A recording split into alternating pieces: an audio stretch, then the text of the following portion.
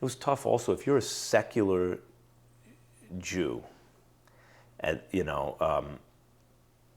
and this is probably a common phenomenon with Jews generally. Where do you, what group do you come from?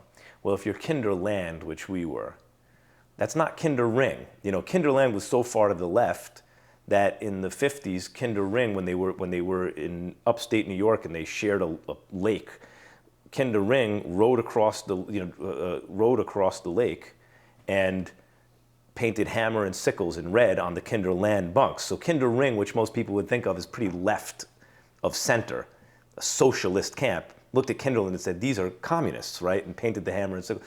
That was where my father's side of the family was from, but they weren't crazy communists. They were, when it started coming out what Stalin was up to, they immediately, this is no good. Whereas some of the Jewish intellectuals on the left were rationalizing and in denial, I think, about that for a while.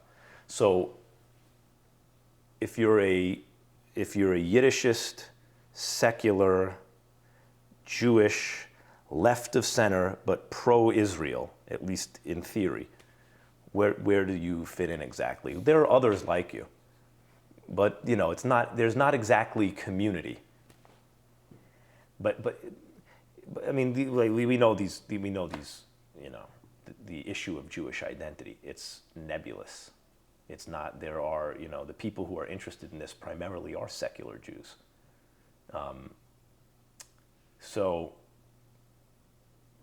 what is Jewish identity, right? Well, the easiest, the thing that comes to my mind that was important for my Bubba and important to my father and therefore important to me, how you want your children to be like you in some way.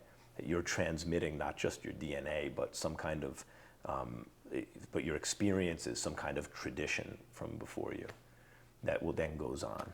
And the core of that, if you're a secular Jew, particularly if you're an intellectual secular Jew, which although there's a big overlap there, at least for me is Yiddish.